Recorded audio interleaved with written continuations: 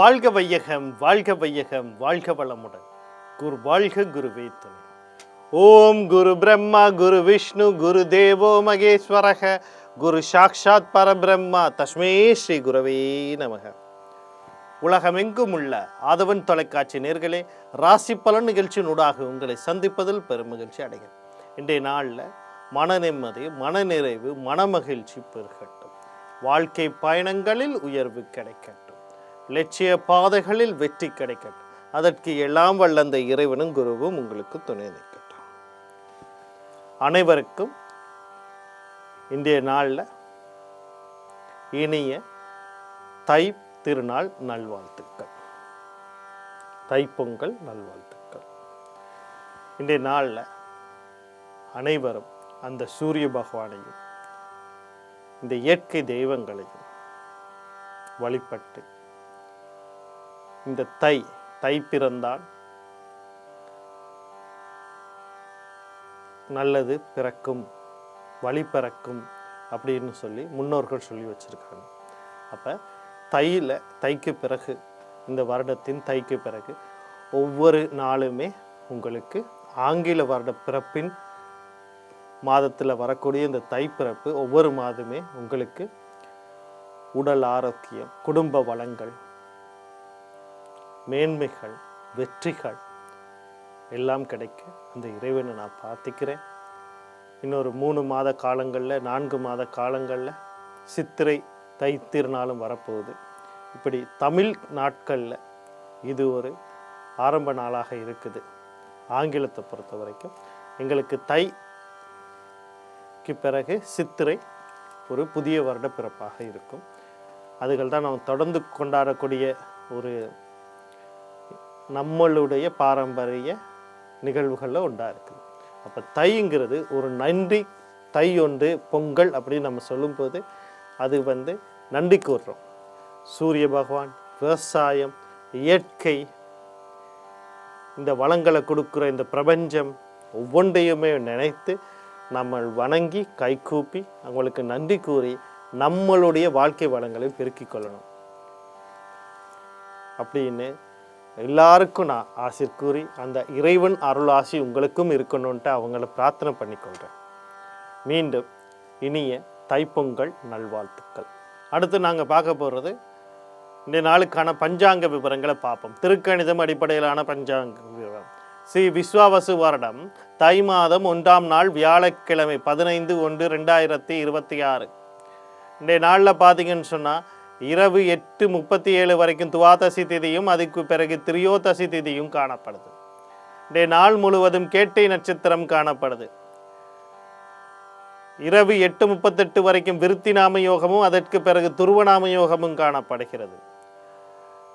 காலையில் 7:08 வரைக்கும் கௌளவ கரணமும், இரவு 8:17 வரைக்கும் தைத்துளை கரணமும் அதற்கு பிறகு கரிசை கரணமும் காணப்படுது. இன்றைய நாள் முழுவதும் பிரபலாரிஷ்ட யோகம் காணப்படுது.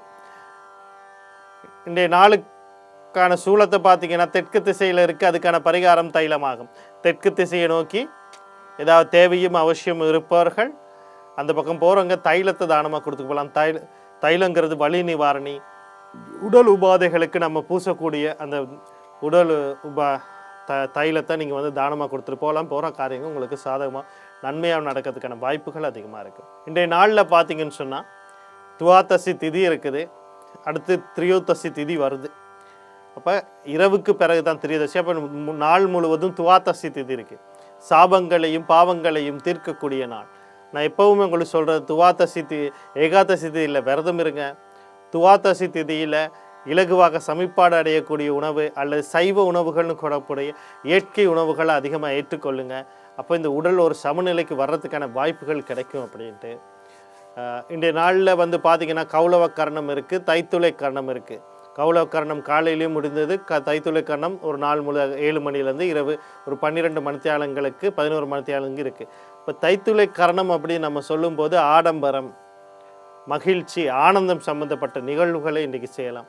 களியாட்டங்கள், கொண்டாட்டங்கள் சம்மந்தப்பட்ட நிகழ்வுகளை ஏற்படுத்துறது, துணிக்கடை, நகைக்கடை, அலங்காரங்கள் செய்கிற கடை, ஏதோ ஒரு விஷயங்கள், சினிமா, தியேட்டர், நட்சத்திர விடுதிகள், இந்த மாதிரி சம்மந்தப்பட்ட விஷயங்கள் இன்றைக்கி சிறப்பாக இருக்கும். அடுத்து இன்றைய நாளுக்கான ராசி பலனை பார்ப்போம். இந்த ராசி பலன் அப்படின்னு சொல்லும்போது ஒவ்வொரு நாளுமே ஒரு விஷயத்தை நான் தெளிவாக பதிவு செய்கிறேன். நான் சொல்கிறது பொது பலன். அந்த பொது பலன் எந்த அளவுக்கு உங்கள் வாழ்க்கையை நடத்த முடியும் அப்படின்னு பார்க்கணுன்னா நீங்கள் சில அறிவுகளை பெற்றிருக்க வேண்டும். அது முதலாவது, அது உங்களை பற்றிய அறிவு. உங்களுடைய லக்னம் என்னங்கிறது லக்ன பலனை கட்டாயம் பாருங்கள். அதுக்கு பிறகு ராசி பலனையும் பார்த்து வச்சுக்கொள்ளுங்க. அது அவசியம் என்பது இல்லை. அடுத்து பார்த்தீங்கன்னு சொன்னால் உங்களுடைய மகாதிசை புத்தி என்ன நடக்குதுன்னு பார்த்துக்கலுங்க. தசைநாதனும் புத்திநாதனும் உங்களுக்கு சாதகமாக பாதகமானு பார்த்துக்கலுங்க. தசைநாதனோ புத்திநாதனோ கர்ம நட்சத்திரத்தில் இருக்காரான்னு பாருங்கள். அடுத்து நீங்கள் பார்த்தீங்கன்னு சொன்னால் ஒரு மகாதிசையில் ஒரு புத்தி ஊழ்வினை புத்தி நடக்கும். அந்த புத்தி நடக்குதா இல்லையா இவ்வளத்தையும் தெரிஞ்சுக்கிட்டு நீங்கள் பலனை பாருங்கள். அந்த பலன் உங்களுக்கு சரியாக வழிகாட்டுறதாக இருக்கும்.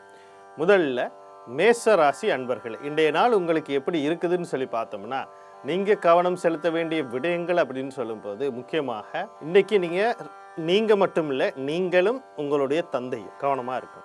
நீங்கள் எடுக்க போகிற முடிவிலையும் கவனமாக இருக்கணும். ஏதாவது ஒரு முடிவு எடுக்க போகிறீங்க, ஏதோ ஒரு செயற்பாடை முன்னெடுக்க போகிறீங்க, கவனமாக இருக்கணும்.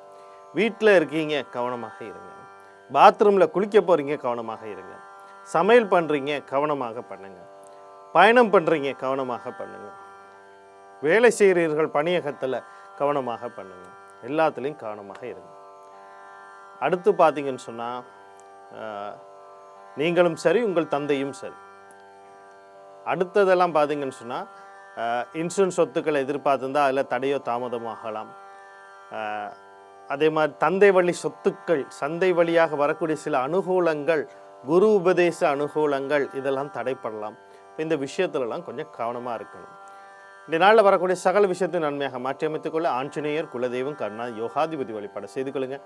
இன்றைய நாள் உங்களுக்கு இனிமேல் நாளாக அமையும். அடுத்து ரிஷபராசி நேரில், இன்றைய நாள் உங்களுக்கு எப்படி இருக்குது அப்படின்னு சொல்லி பார்த்தோம்னா, நீங்கள் கவனம் செலுத்த வேண்டிய விடயங்கள் அப்படின்னு சொல்லும்போது, திருமணத்துக்கு வரன் தேடுபவர்கள், உங்களுக்கு பிடித்த ஒரு வரன் கிடைக்கும். அதே மாதிரி திருமண பேச்சுவார்த்தையில் இருப்பவர்கள், உங்களுக்கான வாழ்க்கை துணைக்கான நேர காலங்கள் நிச்சயிக்கப்படும். கணவன் மனைவியில் ஒரு நீண்ட நாளாக ஒரு கருத்து வேறுபாடு, முரண்பாடுகள், விரிசல்கள் இருந்தால் அதெல்லாம் தீரும். ஒற்றுமை பெருகும். குடும்ப வாழ்க்கை சம்மந்தமாக ஏதாவது முடிவு எடுக்கிறதா இருந்தால் இன்றைக்கு நீங்கள் எடுக்கலாம். அது சிறப்பாக இருக்கும். அதுக்கான வாய்ப்புகள் இருக்கு. குழந்தைகள் விஷயத்தில், நண்பர்கள் விஷயத்தில், தொழில் நிறுவனங்களில், வியாபாரங்களில், வாடிக்கையாளர் மூலமாக, பங்குதாரர்கள் மூலமாக பல நன்மைகள் நடக்கிறதுக்கு வாய்ப்பு இருக்குது.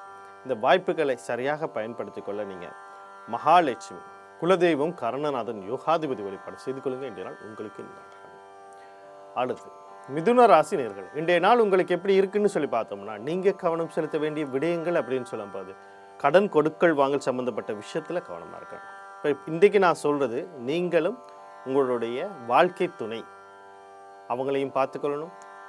அதே நேரத்தில் உங்களுடைய குழந்தைகள் இவங்களையும் பொதுவான விஷயம், கடன் கொடுக்கல் வாங்கல் சம்மந்தப்பட்ட விஷயங்களை பார்க்கணும். தொழில் செய்கிறாங்க அப்படின்னு சொன்னால் தொழில் சம்மந்தப்பட்ட விஷயத்தில் எந்த ஒரு முடிவும் எடுக்கக்கூடாது. நான் சொல்கிறது, நீங்கள், வாழ்க்கை துணை, உங்களுடைய குழந்தைகள், இந்த 3 பேரும் இன்றைக்கு இதை நீங்கள் கவனமாக பார்த்துக்கணும்.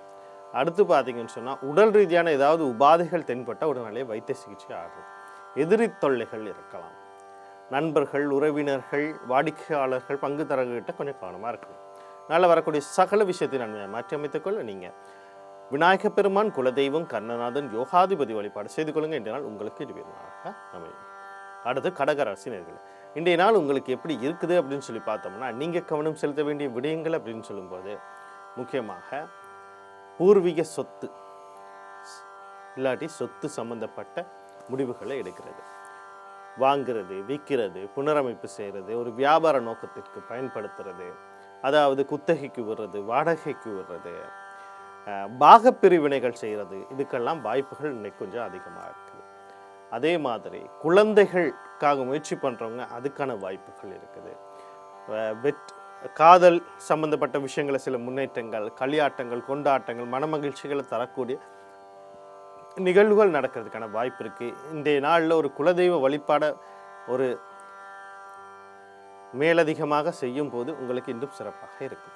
இன்றைய நாளில் வரக்கூடிய சகல விஷயத்தை நன்மையாக மாற்றி அமைத்துக்கொள்ள நீங்கள் குலதெய்வம் கர்ணநாதன் யோகாதிபதி வழிபாடு செய்து கொள்ளுங்க. இன்றைய நாள் உங்களுக்கு இனிமேல் அழகாக.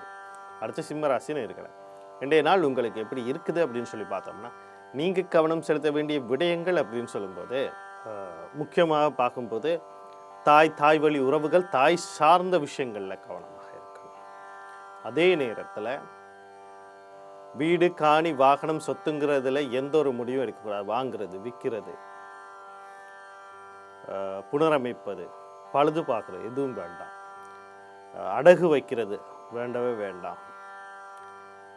அடுத்து பார்த்தீங்கன்னு சொன்னால், கணவன் மனைவி இடையத்தில் சில கருத்து வேறுபாடுகள், முரண்பாடுகள்லாம் அதை கடந்து போக பாருங்கள். மனம் கொஞ்சம் சஞ்சலம் அடையக்கூடியதாக இருக்கும். அதில் கொஞ்சம் கவனமாக இருக்கும். அடுத்து பார்த்தீங்கன்னு சொன்னால், குழந்தைகள் விஷயத்துலையும் கொஞ்சம் கவனமாக இருக்கும். இதனால் வரக்கூடிய சகல விஷயம் நன்மையாக மாற்றி அமைத்துக்களை பெண் தெய்வம்னு சொல்லக்கூடிய துர்க்கை மாரியம்மன், கருமாரியம்மன், முத்துமாரியம்மன், அம்பாள் இவங்களோட குலதெய்வம் கருணாதன் யோகாதிபதி வழிபாடு செய்து கொள்ளுங்க. இன்றைய நாள் உங்களுக்கு இனிமையான நாளாக அமையும். கன்னிராசி நேர்களே, இன்றைய நாள் உங்களுக்கு எப்படி இருக்குது அப்படின்னு சொல்லி பார்த்தோம்னா, நீங்கள் கவனம் செலுத்த வேண்டிய விடயங்கள் அப்படின்னு சொல்லும்போது, தம்பி தங்கைகள் சம்பந்தப்பட்ட விஷயத்தில் கவனமாக இருக்கணும். அவர்களுடைய குடும்ப விஷயத்தில் கவனமாக அவங்கள இருக்க சொல்லணும். நீங்கள் தேவையில்லாமல் அவங்கள குடும்ப விஷயத்தில் நுழையாதீங்க. அது அவங்க குடும்பன்றது அவர் கல்யாணம் கட்டி தனியாக இருக்கிறதா இருந்தால், இல்லைன்னா அவட வாழ்க்கையில் நான் சரி பண்ண போகிறேன்னு எதுவும் செய்யாதீங்க.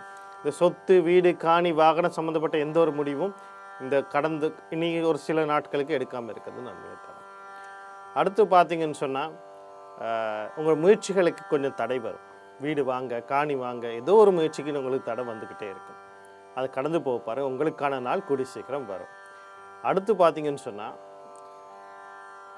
மனக்குழப்பங்கள் எப்பயுமே உங்கள்கிட்ட இருக்கும். மன சஞ்சலங்கள் இருக்கும். கணவன் மனைவி இடையிலே சில கருத்து வேறுபாடுகள், முரண்பாடுகள் இருக்கும்.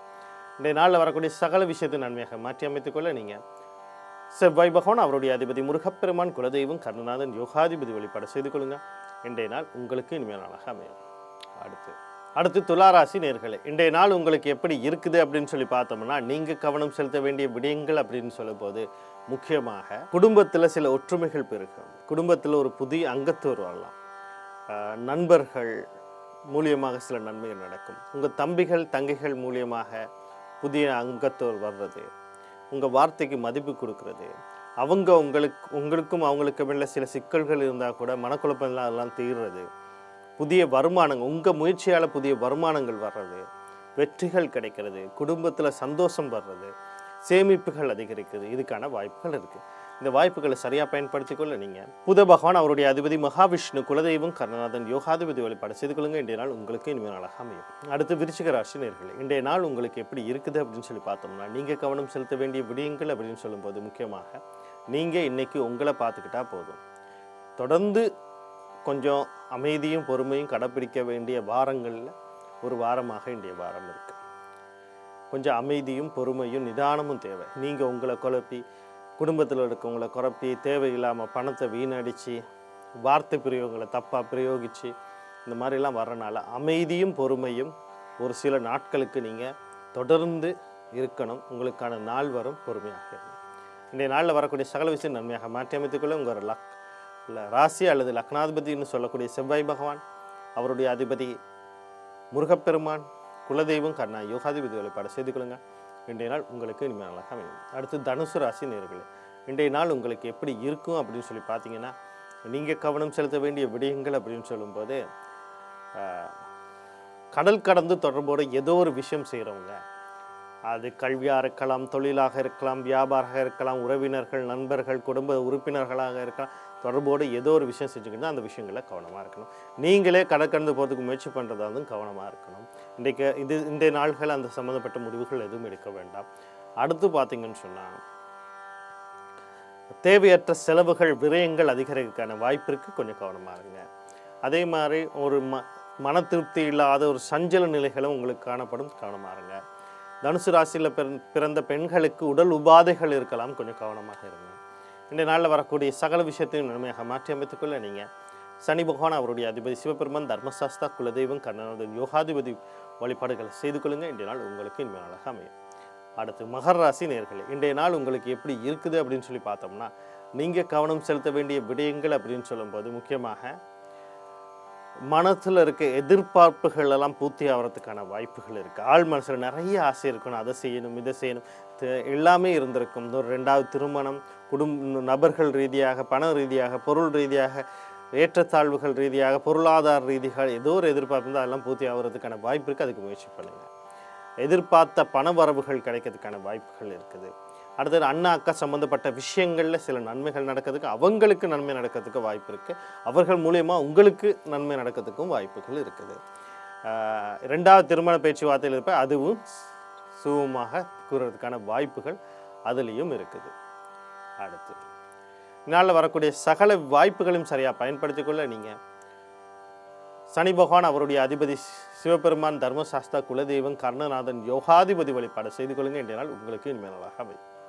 அடுத்து கும்பராசி நேயர்களே, இன்றைய நாள் உங்களுக்கு எப்படி இருக்குது அப்படின்னு சொல்லி பார்த்தோம்னா, நீங்கள் கவனம் செலுத்த வேண்டிய விடயங்கள் அப்படின்னு சொல்லும்போது முக்கியமாக தொழில் சார்ந்த விஷயங்களில் கவனமாக இருக்கணும், கல்வி சார்ந்த விஷயங்களில் கவனமாக இருக்கணும், தந்தை சார்ந்த விஷயத்தில் கொஞ்சம் கவனமாக இருக்கணும், குழந்தைகள் முக்கியமாக ஆண் குழந்தைகள் சார்ந்த விஷயத்தில் கவனமாக இருக்கணும். இன்றைய நாளில் வரக்கூடிய சகல விஷயத்தை நன்மையாக மாற்றி அமைத்துக்கொள்ள நீங்கள் சனி பகவான் அவருடைய அதிபதி சிவபெருமான், தர்மசாஸ்தா, குலதெய்வம், கர்ணனான், யோகாதிபதி வழிபாடு செய்து கொள்ளுங்க. இன்றைய நாள் உங்களுக்கு இனிமே நாளாக அமையும். அடுத்து மீனராசி நேயர்களே, இன்றைய நாள் உங்களுக்கு எப்படி இருக்குது அப்படின்னு சொல்லி பார்த்தோம்னா, நீங்கள் கவனம் செலுத்த வேண்டிய விடயங்கள் அப்படின்னு சொல்லும்போது முக்கியமாக தந்தை வழி உறவுகள், தந்தை சார்ந்த விஷயத்தில் கவனமாக இருக்கணும். கல்வி சார்ந்த விஷயத்தில் எந்த ஒரு முடிவும் எடுக்கக்கூடாது, அதுவும் உயர்கல்வி சார்ந்த விஷயத்தில். வாழ்க்கை சார்ந்த எந்த ஒரு முடிவாக இருந்தாலும் உங்கள் வாழ்க்கை மாற்ற, அது கல்வி, பொருளாதாரம், குடும்பம், இடமாற்றம், இப்போ ஏதோ ஒரு விஷயத்தை நீங்கள் செய்கிறதா இன்றைக்கு வேண்டாம். முக்கியமாக தொழில் வியாபாரம் சம்மந்தப்பட்ட விஷயங்கள், குழந்தைகள் சம்மந்தப்பட்ட விஷயத்தில் மட்டும் எந்த ஒரு முடிவும் எடுக்க வேண்டாம். இன்றைய நாளில் வரக்கூடிய சகல விஷயம் நன்மையாக மாற்றி அமைத்துக்கொள்ள ஆஞ்சநேயர், குலதெய்வம், கர்ணநாதன், யோகாதிபதி வழிபாடுகளையும் சூரிய பகவான் வழிபாடுகளையும் செய்து கொள்ளுங்க. இன்றைய நாள் உங்களுக்கு இனிமேல் நாளாக அமையும். கடந்த சில காலங்களாக துன்பம் இன்பம் சம்மந்தப்பட்ட விஷயங்களில் துன்பத்திற்கு எது காரணம்ங்கிறது பல வாரியாக நம்ம பார்த்துக்கிட்டு இருந்திருக்கோம். அது நீங்கள் வரையறை செய்கிறது, எல்லை கட்டுறது, அடுத்தது பார்த்திங்கன்னு சொன்னால் பற்றுகளில் சிக்கிறது, பேராசையாக மாறுறது, நீங்கள் துன்பம்ங்கிறது மாய வழி நீங்களே உருவாக்கி கொள்வது, இதெல்லாம் பார்த்துட்டு வந்துட்டோம். இன்றைக்கும் நான் இன்ப துன்பம் பற்றி தான் பேச போகிறேன். ஏன்னா துக்க நிவாரணம் அப்படிங்கிறது நான் உருவாக்கலை, புத்தரே உருவாக்கியிருக்கார். நாளே நிகழ்வு, நோயில் அவதிப்படுறவர், வயது ஆகி அவதிப்படுறவர், கஷ்டங்களில் இருக்கிறவங்க, மரணத்தில் அவதிப்படும், இந்த ஒரு 4-5 பேரை பார்த்துட்டு புத்தர் உருவாக்கின விதிகளில் இது ஒன்று, துக்க நிவாரணம். பிறப்பே ஒரு துன்பம் அப்படின்னு உருவாக்கியிருக்கார். பிறப்பதே ஒரு துன்பமாக இருந்தால் வாழ்வதும் ஒரு துன்பம், எல்லாமே துன்பம். அந்த துன்பத்திலேருந்து வெளிவரணும்னா நீங்கள் எல்லை கட்டுறது நிப்பாட்டணும், உள்ளே போகணும். ஒரு விஷயம் இன்பமோ துன்பமோ எது நடந்தாலும் பரவாயில்ல, எல்லாம் கடந்து போகும். இந்த நிமிடம் இந்த நேரத்திலிருந்து கடந்து போகும். அந்த எண்ணம் மட்டும் உங்களுக்கு இருந்துச்சுன்னா எந்த ஒரு இன்பமாக இருக்கலாம், எந்த ஒரு துன்பமாக இருக்கலாம், உங்களை மனதளவிலே தாக்கத்தை உருவாக்காது. சமநிலையே பேணப்படும். எப்போ நீங்கள் அந்த சமநிலையில் வாரீங்கோ அப்படிங்கன்னா அப்போ இறையருள் உங்களுக்குள்ளே வந்துருச்சுன்னு அர்த்தம். இறையருள் உங்களுக்குள்ள வியாபித்து இருக்கணும்னா சமநிலையில் இருக்கணும்னா. மீண்டும் நாளை ராசிபலன் நிகழ்ச்சியினூடாக உங்களை சந்திக்கிறேன். நன்றி, வணக்கம், வாழ்க வளமுடன்.